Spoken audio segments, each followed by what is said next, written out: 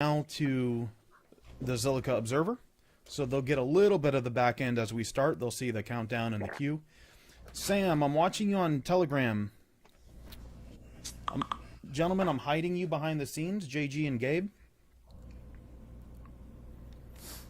All right, Sam, are we live? Don't go live yet if we're not.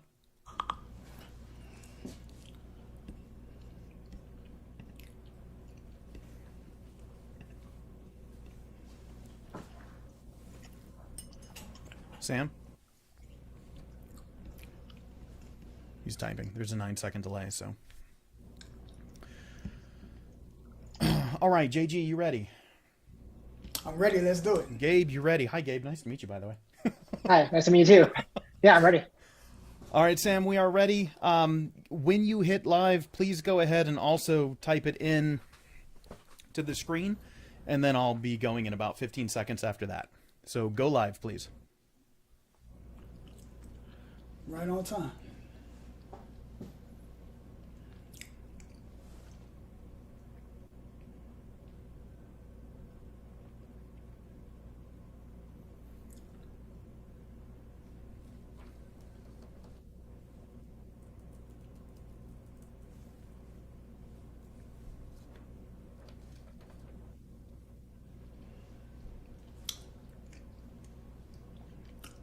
I believe we may be live. Sam says we're live. I don't know. Hi there, everybody. Welcome to all of you watching live and asynchronously. My name is Chase Raz, and I'm from the Zilliqa Observer. I've been asked here today to host this particular AMA with the founders of PackagePortal, JG Whitley and Gabriel Cheney. JG and Gabe are going to be here in just a moment. But first, let me thank everybody who's responsible for pulling this together.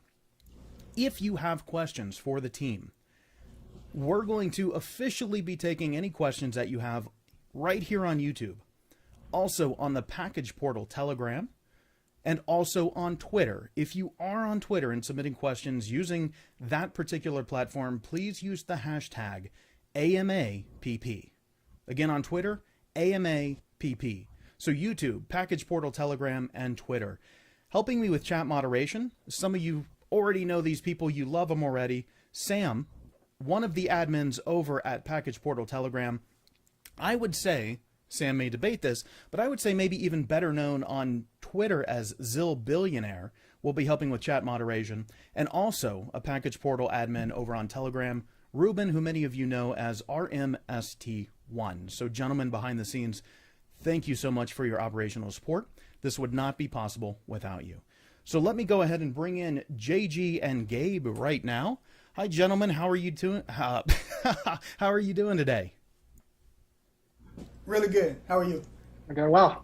I'm well as well. Look, thanks for doing this. Thanks for having this AMA. We are live on YouTube right now. We are live, I believe, just on YouTube. We'll have to do the airing later on other networks. But before we get started with the community questions, could you let us know, where is PackagePortal now in terms of development? What's the general state of PackagePortal? And if you start kicking us off with that answer, we'll have some time to get some community questions coming in. Yeah, that's great. Gabe, maybe you can speak to the tech, Sure. and I can speak to the business side. Sure. Can you hear me? Yes. Yeah, we can hear you, Gabe. Good. Yeah. So I think, one thing to note here is, we've been talking about security. We've been working on security, but our team, we're a small team, and we actually are kind of part-time in PackagePortal. We're in a transition to be full-time, and so we've been working really hard on that. But the security stuff is like, we kind of see it as a distraction. We are trying to build a really cool contactless delivery confirmation platform, and so we're very close on that. We're hoping to ship a really important update for the security concerns this week, which should allow us, I'm hoping by the end of the week, or maybe 10 days at the longest, to turn on auto crediting again. Sorry about those conveniences, but again, we see that as a distraction. We're trying to get that out of our way so we can get back to building really cool features for this platform. What's some of the nature of that distraction? What caused it? The core of it is just misuse of the app. There could be lots of names for that, but I'll just leave it at that. People are just misusing our application. Our application is for, receiving your package and scanning it and providing a feedback, rating, and then receiving rewards for it. And so, initially we were doing port, now we're doing export. Lots of cool ideas we have for the future as well for rewards, for that incentive of providing that feedback to merchants and shippers. But so I think it's just people misusing the app, trying to scan. Not necessarily, me and all of us on social media misusing the app. It's particular characters, if you will, right? Yeah. So people trying to essentially, mine port, mine export, and maybe this is a good segue to JG. What we're talking about a lot this week is it's also revealed a kind of an unfortunate flaw in a lot of the couriers' tracking numbers, where people are somehow able to get access to real tracking numbers, other people's tracking numbers, for their packages. And so, that's part of why PackagePortal is, exists. Like we want to be a company that provides that third-party accountability to these couriers. And to us, why is it so easy to access these valid tracking numbers, other people's valid tracking numbers? I think that's an important call out for us.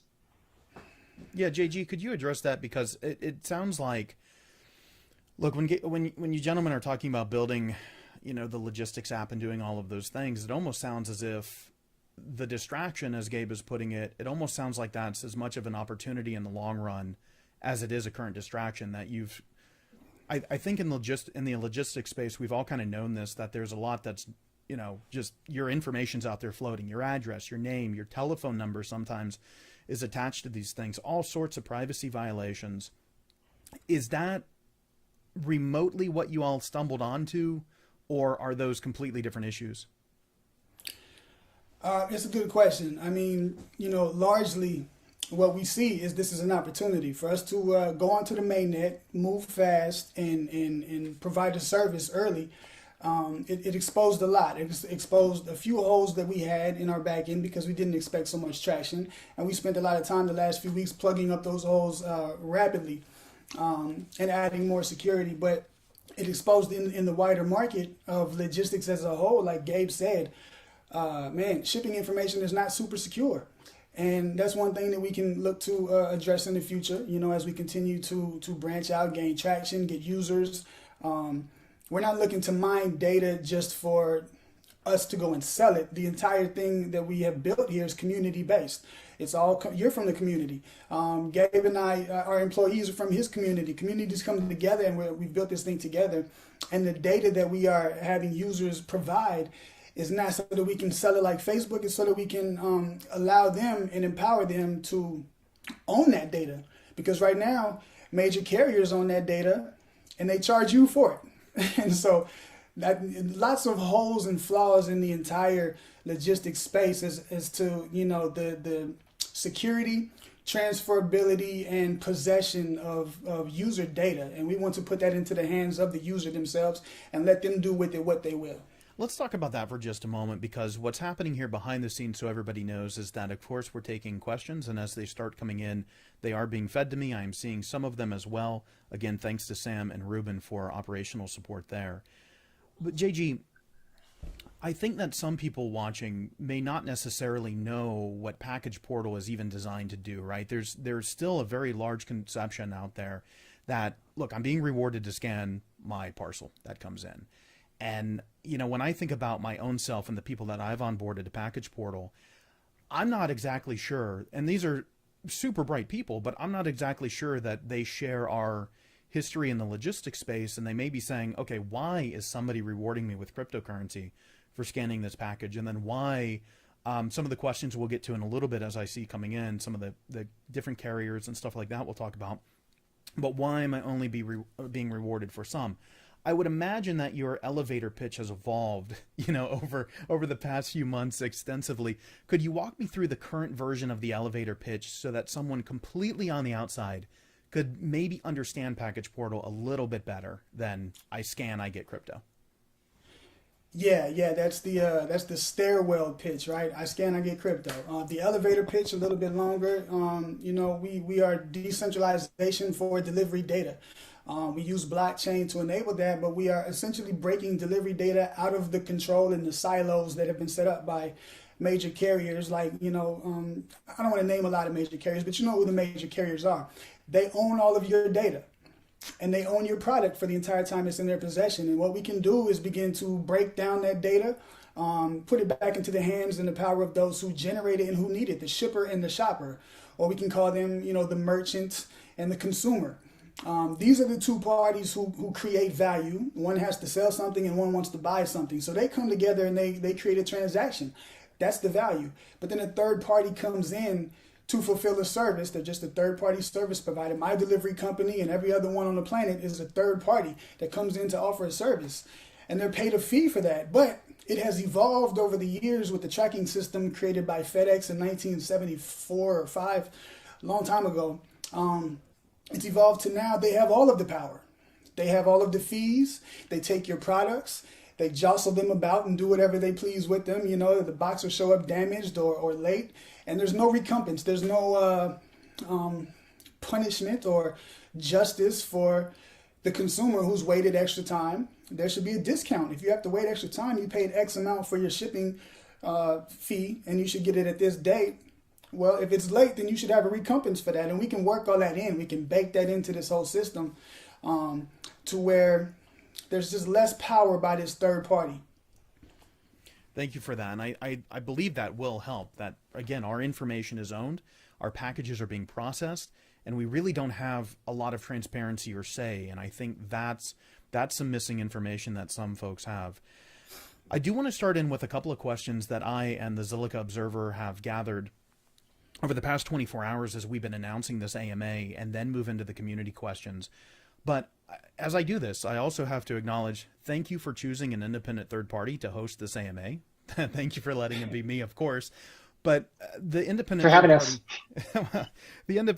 No problem. The independent third party is, of course, important to me in a lot of different ways because I'm not going to hold back any particular questions. And there's one I want to get out of the way right now. If I'm that scanner, maybe I know about the data part of it. Maybe I just want the crypto. If I've been scanning prior to the switch to export and I'm owed port, when am I getting my port if I haven't received it yet?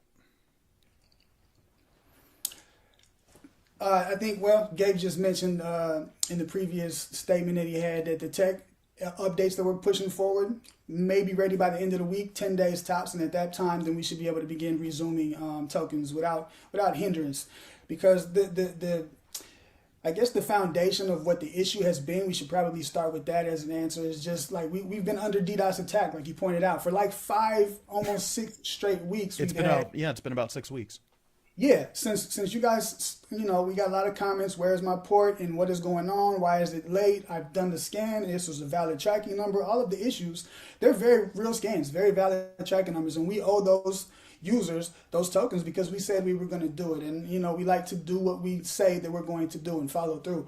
But we've been hindered. We've been hamstrung by these scammers and hackers who have found backdoors and holes and stolen tracking information like Gabe mentioned. And if we just continue business as normal, then for every 1 token we put out, then 10 will go to these scammers. And that creates a terrible economy because ultimately what we're doing here is keeping port safe. Everybody wants to know when they're going to get it, but you will get it. Please know that. We have every intention of reading the database that exists historically. We can look back for years to come and find out who had the 576th scan. Maybe they get something special in the future. We can do that, so we know who scanned what and when they scanned it, and we can credit them into the future for as long as it takes. But what we need to do right now is keep it safe, because if we give it away, then all of the value is depleted. The scammers don't care about the economy; they care about a quick buck, and they just want to dump it on the holders. And we designed everything about this platform to be front loading its value to our holders who are here early. So if we didn't care about the project as a whole, then we wouldn't care about the scammers. We would let them collect, dump tokens out the back door, and then move on, and take our profits and leave. But you can see very clearly that because we are absorbing all of this heat, the spotlight is on us. What's going on? Why the delays? It's for the purpose of securing the future of this platform and maintaining its value and keeping stuff safe, basically. Well, thank you. We do have questions coming in, so what I'll do is some of the questions I've gathered through the Zilliqa Observer, can't even say my own brand's name. The questions I've gathered there, I'm just going to throw into the mix, but we have some great community questions coming in right now, so let me address these. Gabe, I believe you may be able to answer this one, but related to what JG was just talking about, right? These scammers are coming in, they're making all of these scans, DDoSing the system to the point to where you're having to scale up quite significantly. How are the fraudulent accounts being handled? What's the process of maybe identifying them, deactivating? What actually happens when somebody's identified to be one of these large playing scammers? We have a few different ways that we ban them or disable them. I don't want to give a ton of details on that. Obviously. So we have a few different ways that we disable their accounts. Identifying them to date has been a bit manual, and we're hoping in the future that we can improve our ability to detect. But so what we've instead focused on though in the short term is just removing the ways that they're automating their hacks, and so trying to close all those gaps like JG was mentioning. So that's been our focus in the short term, really, stopping those and then doing what we can manually in the back end to ban and disable accounts. And like I said, we're really close to I think a really good update that will make it really difficult for them to do those kinds of things. And as like JG said, we're hoping that will allow us to resume normal operations going forward. One of the next questions coming in, and this is also one that, JG, go ahead.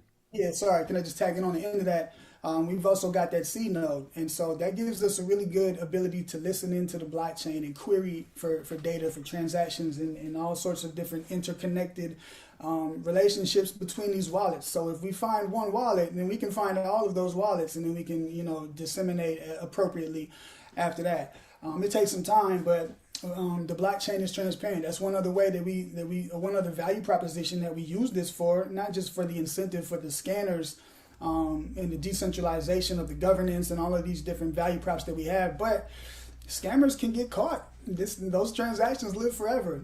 So it's true. They're not going to get away with it forever because it's in the history books. They have actually recorded in the history books, in the annals of time, their crime. And so we may not need to press charges. We'll let justice run its course, but they should not be so cavalier about making crime evident on a blockchain, which is the beauty of a blockchain. That's true. I have a few opinions on that myself, don't I? Look, just to help out, if anybody's here new to crypto, if PackagePortal has onboarded anybody into crypto, that seed node that you mentioned, that is a special, let's call it a server. It's a special communication point that enables you to communicate directly with the Zilliqa blockchain at a faster rate, is it not? Mm-hmm. Okay, perfect. Yeah, so that was one of the additions, one of the technical things that we worked really hard to get on early on. It wasn't the misuse of the app. It was just like the overwhelming scale. And so we did a bunch of work early on, including adding the seed node to handle the scale. So yeah. And I think that led to some challenges in the communication, if I remember that time correctly, because at first it simply was volume. It sounds like that's what you're saying. It was volume. As soon as that was corrected, within, if I remember correctly, a matter of days or a week or so, that's when the DDoS began and almost invalidated, in a way, all of, maybe the wrong choice of words there, but almost undid all of those benefits, because then you were instantly back to being overwhelmed. Yeah, exactly. I would say that the order of events is probably, the soft cap was removed, the market value went nuts, and then volume came in. And then once the volume came in, scammers were able to see that, follow that. Airdrop videos were made, and the raid ensued from that point. But the feat that these guys pulled off in getting that seed node up in like a week's time or less, I can't remember how long, it's all a blur.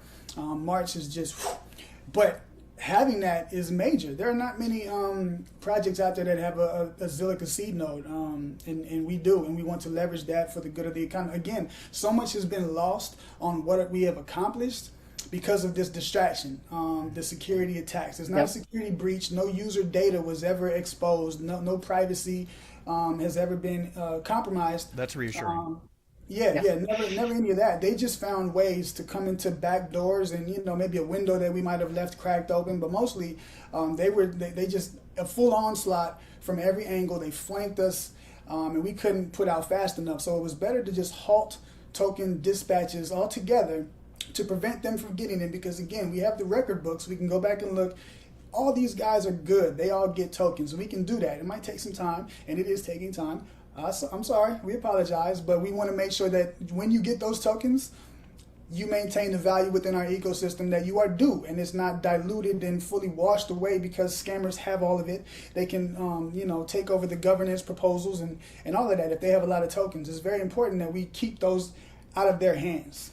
You mentioned something about how the price had gone very high after the soft pegging account had eroded, and I know there's been a lot of communication by third parties, but could you speak directly and clarify for everyone how much you control or do not control the price of port and export, both of those? Because my understanding, and I believe the understanding of a lot of people, is that export is pegged to port, but then how much control do you have to quote-unquote set price? Yeah, that's a good question and an important one, because we have to say that we have no input, data manipulation, control over the market value of port or any token within our ecosystem. You can see the disclaimers on our website. We never promise that the token will be worth more or less, except for what we have stated on our website. There will always be a threshold of value that the user gets within our platform, and we will ensure that for the in perpetuity for the life of the project. You can always come redeem your tokens. If you want to take your tokens to the market, you're free to do so. But you just have to know the market is its own beast that we cannot control, and we can peer in, but that's another animal. And so we cannot, manipulate or control or have any sort of influence on that. As far as export, we do have a little bit of control because we just pegged that hard to a ratio value of port. So, as you know, in the proposal is 1 to 100. And in the future that will change. That'll become 1 to 10.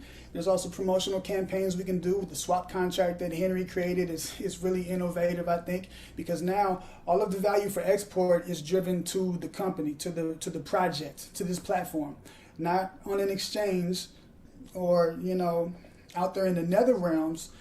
The value for scanning comes here, and then you can take that value, convert it, and go do whatever you like to with it. But we can control the funnel that way. That way we can block hackers and scammers. And some of the systems that we have coming in the future,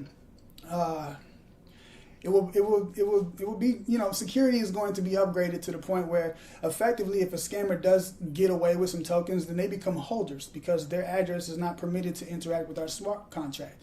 We can approve or disable different wallets, and there's tons of value that we can have in having our own swap contract. So export is not tied to any market value, and the way that we can not set price but control that and ensure that is by creating a liquidity pool, which we did, and then making the value nil. So over time, over many years, I imagine some people could go into the pool and try to buy the fractions of export, but it would take a lot of time and a lot of zeal, a lot of effort, and it would not be fruitful. So we've driven all value to our swap contract. There are two places I want to go with that. One for a quick follow-up from Gabe regarding the security element of that. Can you address anything in terms of what the upcoming, you mentioned upcoming security, and JG was just alluding to some of the upcoming, and I know that wasn't necessarily only about the app, but Gabe, can you address any of the upcoming security features, or is that sort of off limits because of technical reasons? Like, how much can you tell us right now? Yeah, I mean, I think I can say, that we're going to introduce, reCAPTCHA as one element of it. But yeah, there's a bunch of other things that we've built in that we think will make it really hard. I don't think I want to talk about the rest of it. And look, in fairness, That's okay. As a third party moderating this, I will say, of course, we'd love more information. We really would like to have more information. But when it does come to security, I think as long as the other questions can be answered, directly, straightforward, I think I understand that you can't give me the keys to the kingdom necessarily. Otherwise, risk letting everything in all at once. The other part of that follow-up I wanted to go to, and this is it for either of you gentlemen. You mentioned when we're talking about the market price, you don't control the market price, right? As soon as the SoftPeg account was all bought up and you could no longer put that downward pressure on price to $1, the redemptive value of port. There are some other communications that have come out, however, and it seems like even in the white paper, and I'm seeing a lot of questions coming across the social channels right now asking about other exchanges, whether they're centralized exchanges, whether they're decentralized exchanges.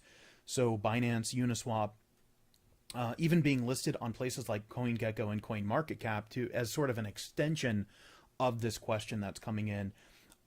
Is the plan to put export or port, let me just focus on port for the moment, is the plan to put port on other exchanges? And is there any timeline for doing so? If so, or is that also completely market driven? There was a lot in that question. Yes. Let's start with the exchanges. Is port coming to other exchanges? Because that's what we're seeing the most on the social channels right now in terms of questioning. I've noticed those too. Yeah, definitely. So we would love that. We want to make port more available, more widely disseminated. That's always been the goal, is to get it out into everybody's hand. Everybody's not on ZillSwap. We came to ZillSwap first because I came from the community. I've been within Zilliqa for like over 3 years now. And we wanted to, again, front load to this community first. But the goal has always been to widely disseminate and distribute global reach. There's a lot of boxes on every planet, and we want to touch all of them, or at least, the lion's share of them. And I think that we can do that. And we'll need exchanges because we also have plans potentially in the future. There's different verticals we can use for payment processing, shopping. These tokens can be redemptive for other things. We can integrate with these carriers, with these shippers, sellers, anything that you can do on some of these other well-known apps that have to do with delivery and purchasing, we can effectively do it with crypto. And that's very exciting. But we did just get listed on CoinGecko. I can resubmit the application to CMC as well. That could be a start, and then with the Ethereum bridge coming over, we can wrap these tokens and move them over to the Ethereum network, some of them for Uniswap users and ETH users, which is very beneficial for the reach of the project. We can't stay locked within one silo. Again, I use that word a lot, the silo of the Zilliqa ecosystem. This is our platform. This is our concrete, our foundation. But we're building a big structure that needs wood framing and stucco and drywall and all these different materials. And in order to do that, we have to incorporate a lot of different integrations. One follow-up question from that, it came from a different source, but is asking why was Zilliqa the place to build the foundation as opposed to Ethereum or any of the other chains, especially since we're seeing a multi-chain approach where multiple chains are required to get not only the foundation but also the walls and the roof, etc. Why Zilliqa as the foundation? That's great. I think that's what led me to Zilliqa in the first place. I was asking that very question: who can support this amount of transactions, this amount of volume? We've got a lot. We've done a lot, and some of our scans, some of our users are bad, so our data is bad. But we have a lot of scans and a lot of users that we've processed on this network, burning through tons of ZIL, over 1 million ZIL. We've burned through registering users, updating wallets, sending tokens. In 5 months, we've surpassed every other metric that you can find within the blockchain or within this ecosystem, just about. And we're really proud of that. But it demonstrates not just the amount of work that we've been doing, but it demonstrates the scalability of the Zilliqa network. We have one seed node and 1 or 2 processors. One of the questions I saw is how will we scale out to process a lot? Like within shipping and logistics, you got to imagine there's about 100 million shipped every day, 100 billion in a year. It's more than 100 million in a day. There's a lot of packages shipped throughout the world.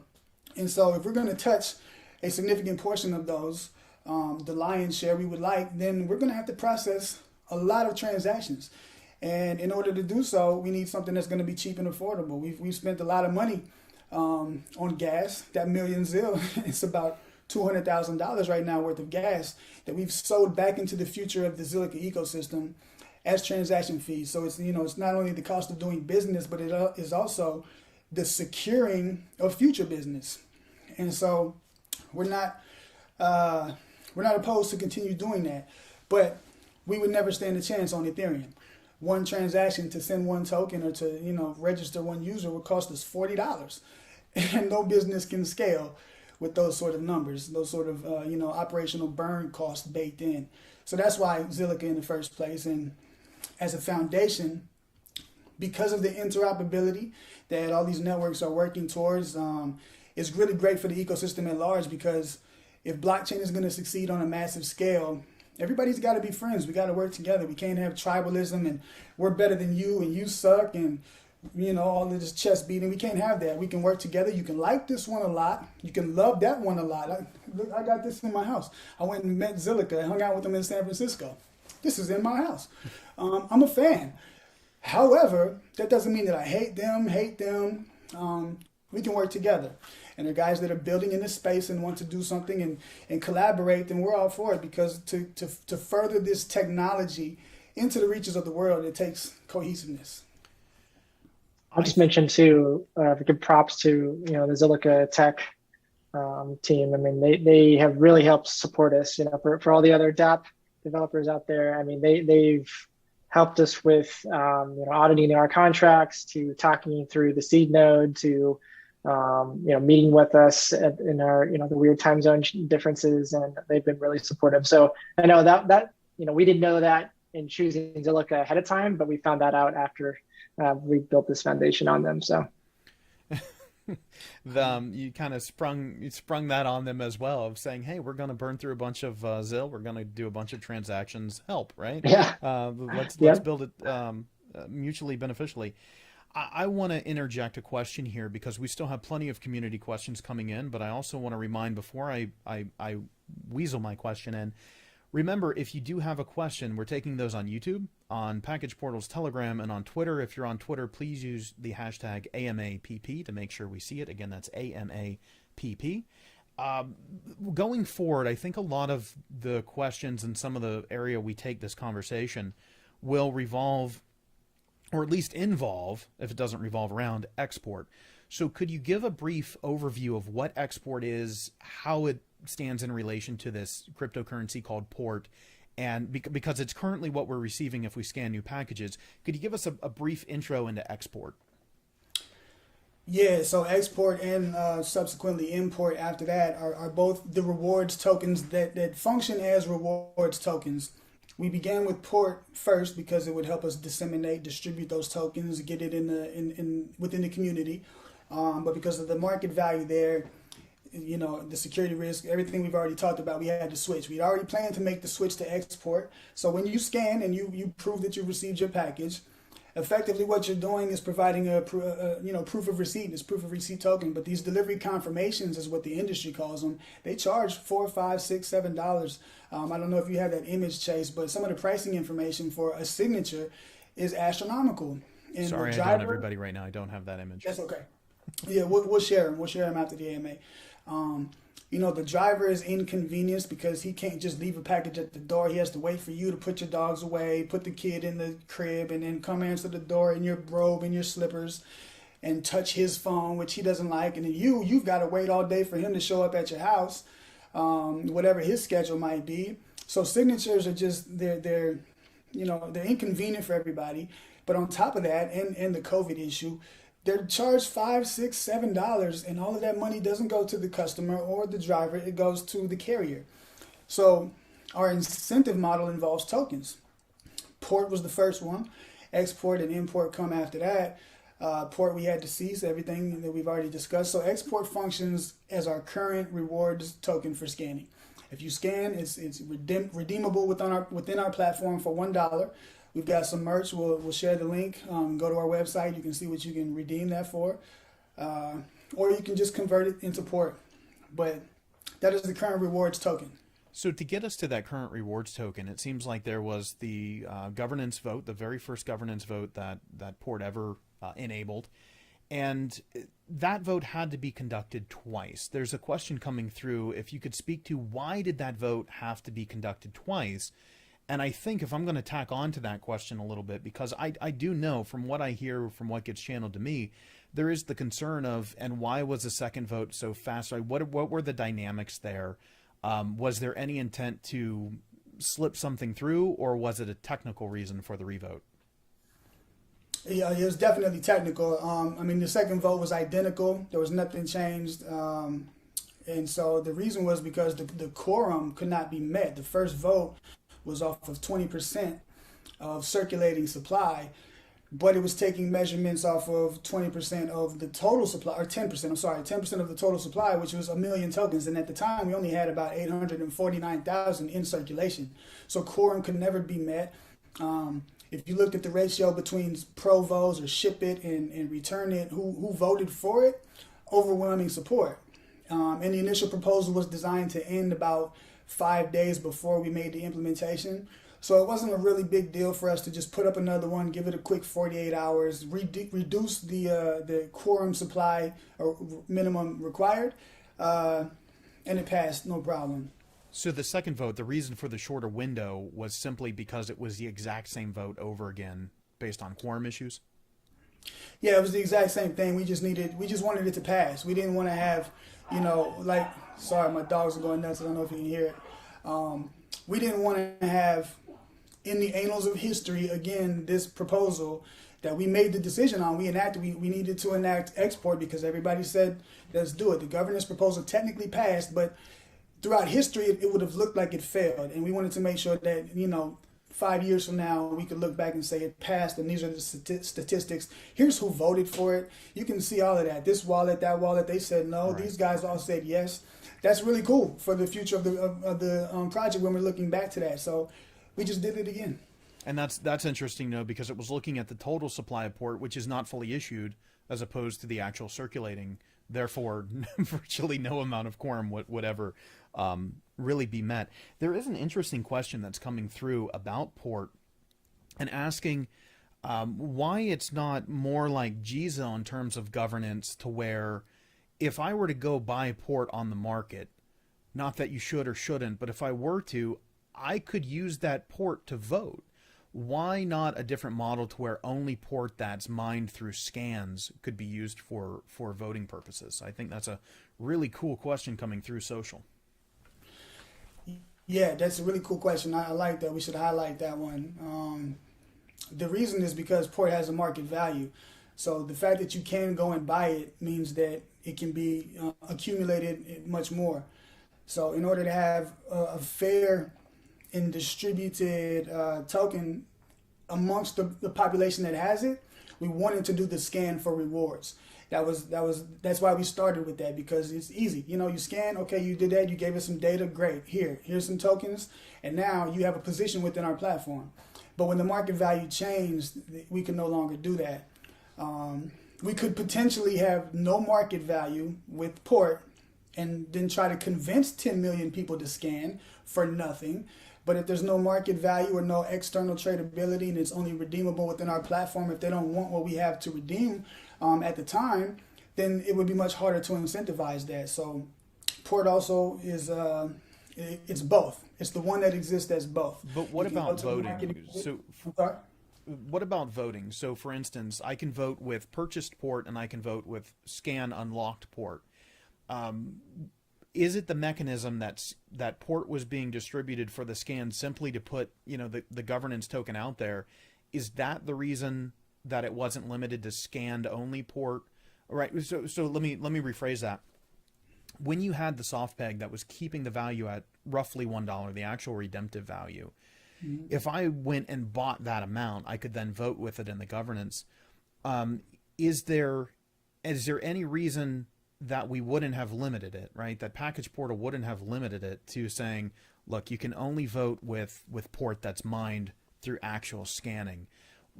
Why does that make sense or not make sense for this case, or where are you at with that? I mean, technically, that's not really possible. If you're doing a snapshot, you'd have to have two separate tokens to be able to know that this was mined and this was purchased. If you've got just the one token, I don't think that any technical platform is ready to distinguish the origination to the wallet from those tokens. So whether it came from a smart contract or it came from here, we can do that when we query the blockchain. But for a snapshot for voting, we cannot have all of those other all that other metadata included. Thank you. That actually answers it. It's for you, Gabe. Maybe you can even speak on this a little bit. It seems like it's a difference between going on governance based on snapshot as opposed to querying the blockchain through the seed node itself. Yeah, I mean, we don't control how that quorum is, that the snapshot system. We just submit whatever they have, whatever they support. And they don't support, like he said, like JG said, they don't support all that other metadata yet. Okay. Maybe in the future they will. I don't know. But that does make sense because for anybody who is on multiple blockchains, the governance portal probably looks fairly familiar, right? And so you're utilizing the governance portal as its capabilities allow you to use right now. Is that if I parroted that back to you, you would say that's a correct assumption or a correct statement? That's correct. Okay. Yeah, it's open source, and so you take a snapshot and you can read a balance, you can read a wallet balance, but you can't within that snapshot determine where the balance originated from. We can do it when we query the blockchain by looking at origination and transfer from and that sort of thing, but within snapshot you can't do it. And there's a lot of different voting mechanisms that are coming into play. You're familiar with the quadratic voting system that's coming with CARB. That's very interesting. Looking to read more about that. I think that voting systems overall need to be upgraded because it's easily manipulated. We saw that in the history of different platforms, where if you just buy a bunch, now you have the biggest position. And so the reason that we enabled scans to earn tokens was now anybody who doesn't have ZIL or any sort of position, disposable ZIL, not just ZIL, but disposable ZIL, that they can purchase this token in the hopes that they can gain a position within the platform. They didn't need to do any of that. They can go get some ZIL for gas, but we made them token holders from the reaches of Indonesia and Canada. You know what I'm saying? Polar ends of the planet, we have people earning this token, and now they have a voice. They can vote. It's not just people who had access to ZIL Swap and had disposable tokens and they can accumulate and vote and control our platform and the governance aspects, but now we have a much wider net that we've cast for demographics of token holders. And thank you for that. Look, that's one of these very interesting questions that piques my interest, so I could be there forever. But I want to be respectful to the other folks asking questions. So sorry, I won't parrot that one back again. Just to confirm, I do want to move on. There are some questions coming in, and these questions were presented early, even before we started. As soon as the AMA was announced, questions started coming in of this nature. Because of the security update that's already happened, I ended up with 2 wallets or more. There's sort of the idea of people going, I swear I'm not trying to scam you, but I ended up with multiple wallets. What do I do now? How do I get my account unlocked? How do I move forward? Do I pick one of these 2? Do I go create a third account? I'm assuming the answer is no there if multiple accounts is a problem. But what do I do if I'm somebody who now has multiple accounts, accidentally or through mistake or through my own doing, but I want to be a legitimate user and it was in no way intended to scam anybody?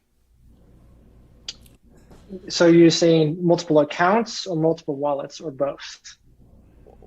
Let's go with multiple. It matters. Yeah, let's go with let's triage this a little bit. Let's talk about multiple PackagePortal accounts first, because I can vouch for the folks asking this question. I had this happen to me completely accidentally. I ended up with 2 PackagePortal accounts when I never intended to. So let's start there, and then we can move forward into the question. Okay. Yeah, so part of the reason for locking down device to having one account was that kind of those short term, to make it, like I mentioned earlier, to make it more difficult for the people misusing the app. So another aspect of this is we want to support all the customer support requests through the channels we already have. There's the Telegram channels, there's the email, but for the same reasons, we've had to work really hard at the scale, the volume on the technical side. The customer support team has had to as well. We have a lot of requests. So that's an aspect of that. Please just, try to submit your requests to fix those. There are ways to fix those. And I don't know, maybe JG, you could speak to some of the ways that the customer support team has been determining that, whether or not we'll fix it or not. But yeah, that's my take. Yeah. So 2 wallets, 2 accounts, 2 different things. If you've got 2 wallets, that's fine. One thing we wanted to do was enable you to be free. These are like if you earn these tokens, we want them to be yours. Initially, we had custodial wallets, and we were going to use a platform like that. But we thought, you know what? Decentralize everything. Let them do it. If they're earning it, why do we need to house it for them? And now what we're working on in the future potentially is custodial wallets for carriers and shippers, so we can hold and lock tokens for them and for new coming users, because we want to, be an onboarding ramp to so many people who know nothing about it. So rather than have to go through difficulties of setting up a wallet, we may provide that option. But that speaks to the wallet issue. You can change those. Just make sure you update it. We're looking through some of the claims and the case files, and we see this user has not updated their wallet, and we can't read the database unless they give us an email. It's the second way we have to go and look. So just make sure you go and update your wallet. Tap on your initials, put it in there. If you've made 2 accounts, that's a different story. Part of that is our fault because we didn't have a forgot password link up in there, somewhat by design. But we didn't have that, and people would forget their accounts. Say, oh, let me just make another one. And that worked for a little while, but bad actors found out that it worked a lot if they could script it. And so we had to shut that down. And if you had made 2 accounts, like my niece or some of our family, then you're locked out. But as Gabe said, if you just go, email support@packageportal.com, or talk to one of the admins on Telegram, where we're collecting all of those accounts and filing them away so that we can make the proper updates. But technically what you should be able to do, what most users should be able to do, is just go download the updated version, delete what you have now, download the updated version, and sign in with the method that you first signed in with. If that's Google, use that and only that. If it's Apple, only use that. If it's an email with a password, only use that, and don't try the other ones, because the new security measures wants to make sure that you do only what you do the one and first time for all time. So support is, of course, still overwhelmed, I would imagine, but over time this can be resolved if they contact. That's going to be, and I want to be really clear about the 2 methods you suggested: contacting support directly at support@packageportal.com, and also the admins on Telegram. Yeah, Yes. both of And them. Don't reach out on Twitter that way. Like, that's not what Twitter's for. Please don't. No.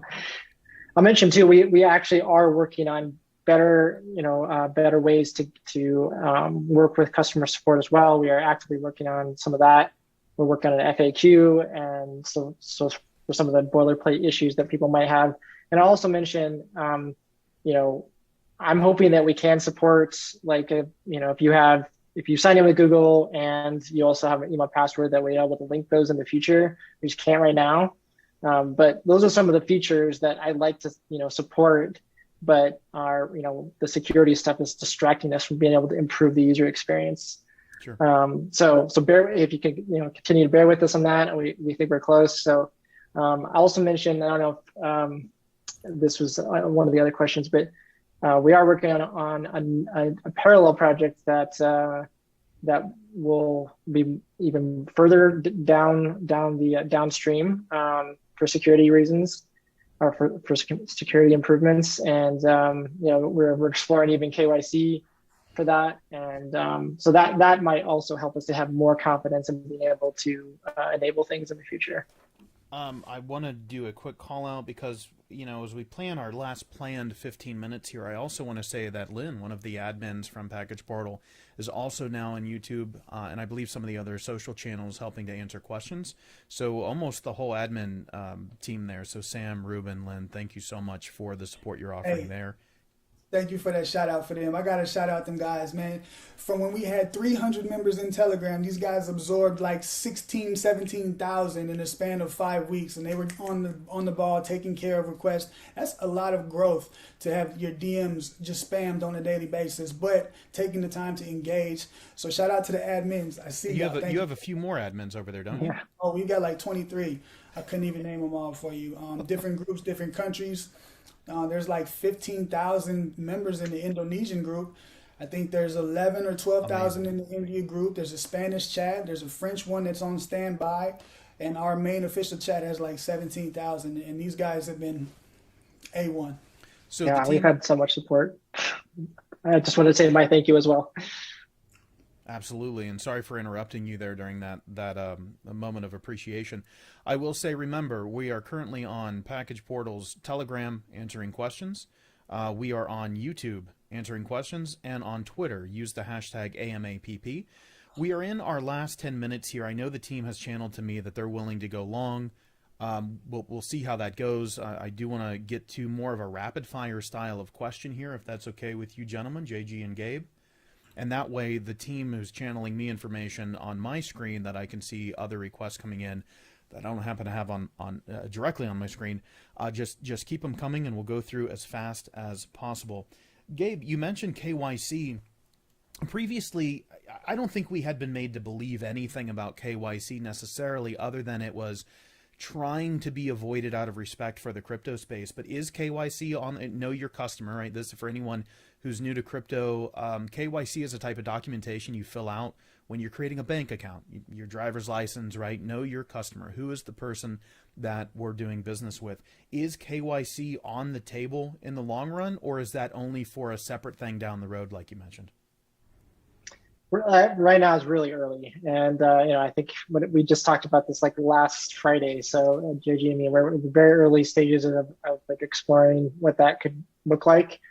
So another aspect of reason why we've really tried to avoid it is just the user experience of the app itself. Like, we want it to be this really very simple, very frictionless experience, and so expecting a lot of the user up front, makes that, it loses that feeling. So that's another reason. But we think there is a way to add some security that won't introduce that friction in the app, but still provide that security. So I can't say much about it because we're still in early stages, but we're definitely exploring it, and we think it's going to be cool. So it's not off the table, but we're not necessarily there.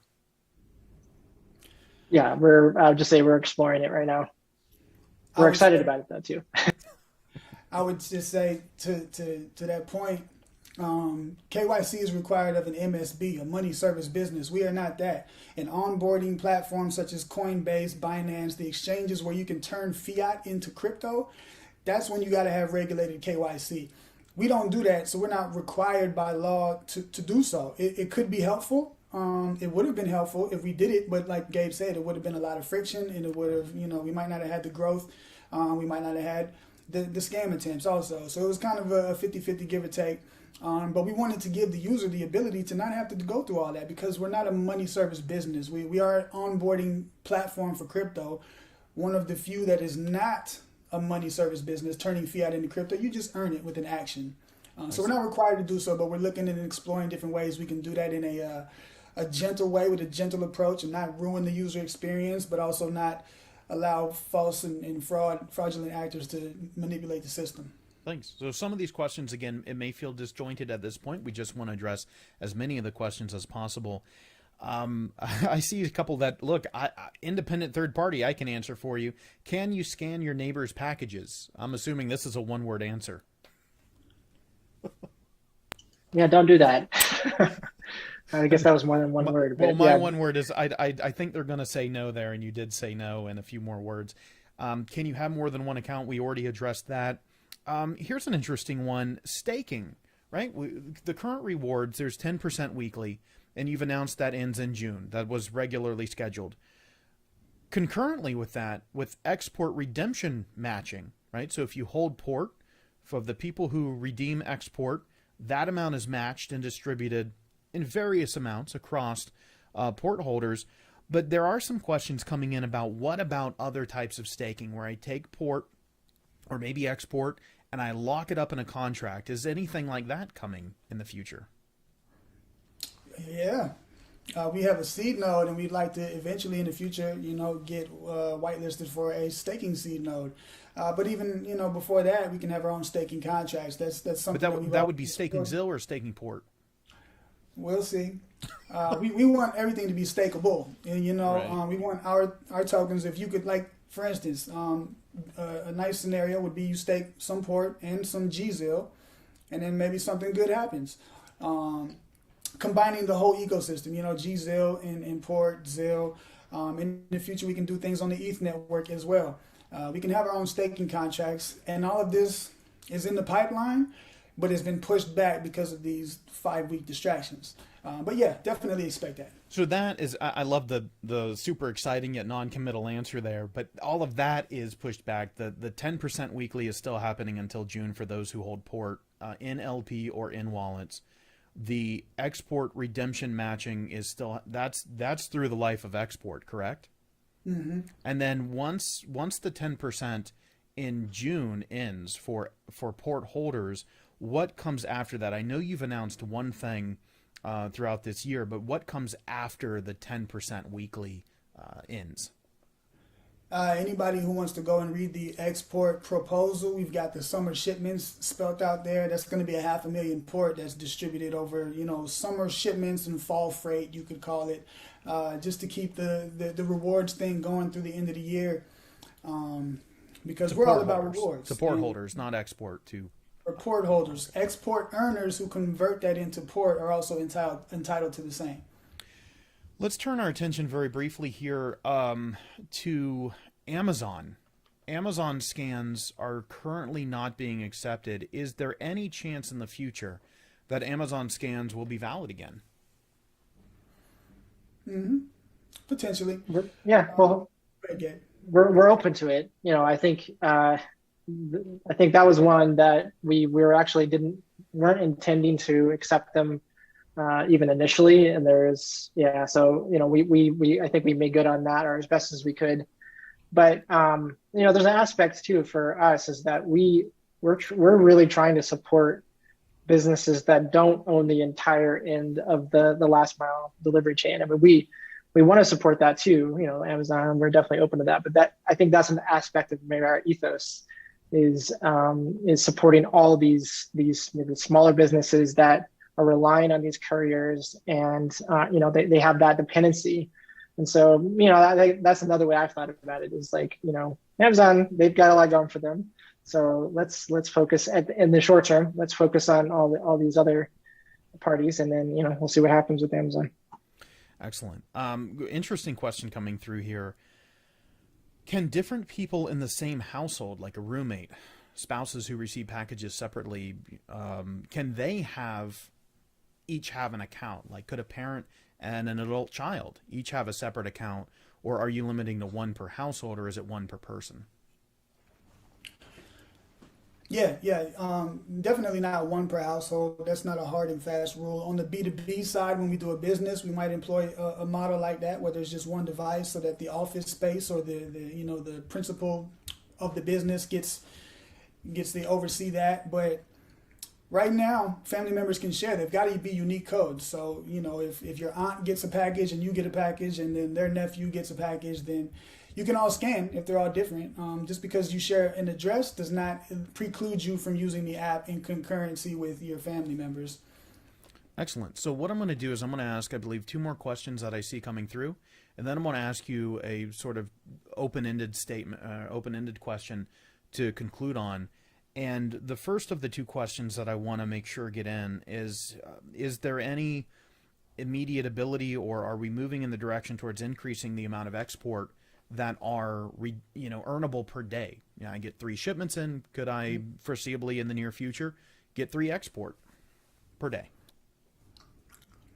Yeah, we'd like to open it up to a governance proposal. Once we have all the security updates pushed and we're back to resuming token dispatching, then that will be probably our second governance proposal that we'll put forward, and we'll just say, what should we increase the daily cap to? It could be a number, maybe up to 5. So if you got 2 or 3 packages, you can scan those and earn those, and that would accelerate the unlocking of port. It would accelerate the move into import, and just stimulate more use. Excellent. And the last one that I'm seeing here, and I'm actually condensing quite a few questions into one here, but there are questions about what type of clients are coming on board. What are you planning in terms of sales team? What is there from the business side of onboarding customers, the shippers, as you mentioned, and the sellers, right? You've talked about e-commerce, you've talked about courier businesses. What's happening there to keep PackagePortal really going, looking at potential revenues in the future for PackagePortal in terms of the data that you're collecting? Can you speak anything to anything? Can you speak to anything related to the business operations and the onboarding of potential customers? You did condense a lot into that question. Very good. There are quite a few questions that are around that entire area, and Yeah, I didn't want to leave a whole category untouched. No, it's one of the more important ones. It's one of the ones that I'm most excited about because it speaks to the promise and the future of what we plan to do, which is just super exciting. Again, forget all of these distractions. Look at what we've accomplished. We have over 500,000 transactions on the blockchain network, and we've got tons of users, tens of thousands all over the planet, giving us shipping data. That alone stands as a valuable resource that we can use and learn from and craft different models. But initially, right now, what we're focused on is going to carriers, major carriers, and smaller carriers, regional carriers. There's 745 right now that we support, and we can have a conversation with every single one of them. We'll start with the bigger ones that have more users, and we'll give them the opportunity to come aboard and continue to provide these services. Because right now, contactless is necessary. These signature requirements that these carriers are still charging for. If you want to ship something that's $80, $90, you got to get a signature. You got to pay them, and they're accepting that money, but they're not fulfilling that service. And so our solution allows them to do so, but it also creates so much more opportunity. So yeah, I mean, it's open ended. Well, that's where my open-ended question comes in, and I'm condensing a lot in here as well, because I know you all have exciting plans for the future, and helping us understand over this past hour. We've been running for 61 minutes, but I want to take us 5 minutes more. Running this time, we've really addressed a lot of the questions that I think are on the front of most people's minds. When am I getting my port? What's going on? What's the need for security? Why are these DDoS attacks happening? But what's coming next? And let me just ask it this way as that open-ended. Can you give us a preview of what's coming? What's exciting you and your team, both Gabe and JG? Maybe 2, 3, 4 minutes each to answer that question. What's coming next? What should we know? What should we be excited about? Gabe, you can go ahead first. Sure, I can go first. Yeah, like I said, I mean, security stuff, I'm excited that it's going to allow us to not, the security concerns are as much of a distraction. And so the things that I want to focus on are making sure that we can fully support these shippers, these merchants. And so one of the things that we haven't, that we'll do work on next after the security updates is how do we ingest like a pre-scan tracking number. And so, I've already started doing some of the design for that. I'm excited about that. I'm excited about bringing some people on that will help us get in front of these. We're in active talks with multiple parties and really excited about some of these connections that we're making. I think that's it for now. Thank you, JG. Yeah, from my perspective, I think it ties in with the previous question. We've got carriers and merchants. Both of them desperately need our solution, whether they know it or not. The carriers more so because they cannot conduct business that they're charging for without a contactless solution. So we're perfectly positioned to catalyze on that. And so what's coming for me is meetings, lots of meetings and calls with decision makers and the powers that be, who can approve and integrate our solution. And the first few that come on, we can maybe provide some custom catered features, but we're really excited to start that because our real focus is merchants. Again, going back to the two, there's merchants and there's carriers. Carriers are the third party that have all of the control. We can circumvent them completely and go directly to the merchants, but because carriers are providing this service that's unsafe with contagions being transmitted, we'll go to them first, give them the opportunity. So there's that. We've got 3 sales teams, one stateside here locally, one based in Europe, and another one is forming over in the Middle East. So that's real exciting. The connections and the networks that we're making. I've got friends all over the planet now. So maybe we'll go on, not a vacation, but a work retreat to some country near you and come hang out. We've got some treasure hunts coming, physical, in the wild, real, where is my port? And that'll be amazing. Something like geocaching, or we'll see. And that's coming a little bit later this year. So sounds like there's a lot of progress in terms of building a sales team, getting clients onboarded. Of course, it goes back to the acknowledgement that some of these challenges with the DDoS and the security, of course, those need to be in place prior to that point. So I want to thank everybody again for their time. JG and Gabe, especially, thank you for your time. But I never want to forget, the people who have made all of this possible behind the scenes. Thank you to Sam. Thank you to Ruben. Thank you to Lynn. I appreciate all of you inviting me as an independent third party to do this. So on behalf of the Zilliqa Observer, thank you very much. But I do want to do this. I want to leave the floor open to JG and Gabe for the very last word. I like to do that on my show. I'd like to do that here. What should we conclude with, gentlemen? I'll put you on the spot. Yeah, I think I'll chime in with the thank yous as well. All the people that have supported us, so it seems like we've given so much attention to the people misusing the app, but really there's so many people that have used the app correctly and are being patient with us as we have these growing pains. And then all the customer support people that have helped with that. And then I'm going to thank specifically the engineering team. Like we're a small team. We've been really part-time, nights and weekends hustling. And I guess one other thing I'm excited about for the last question is that we're going to be full-time soon, and we'll be able to, once we're full-time, like this team's going to fly. So I'm really, so thank yous all around again.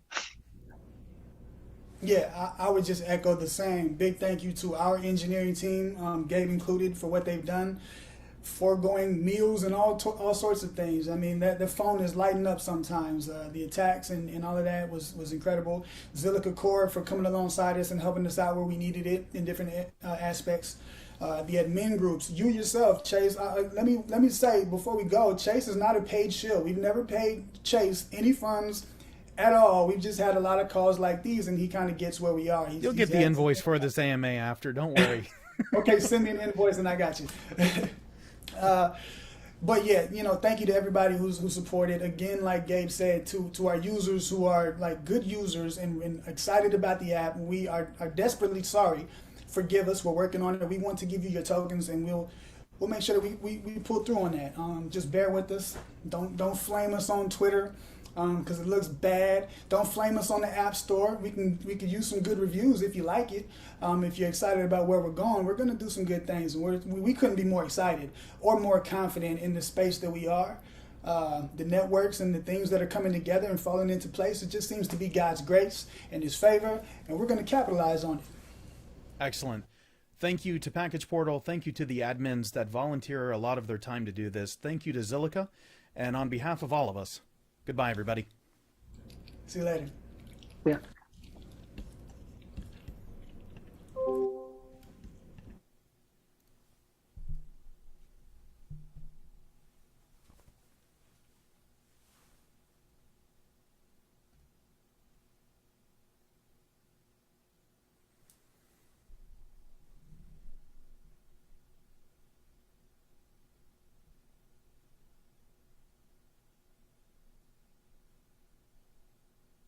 One last time as PackagePortal signs off, goodbye to that team. For those of you on the Zilliqa Observer, thank you so much for watching. We're going to end our live broadcast now. There's not going to be any additional content on this particular AMA, but thank you so much for watching, and you can watch the archive on the PackagePortal YouTube or right here on the Zilliqa Observer.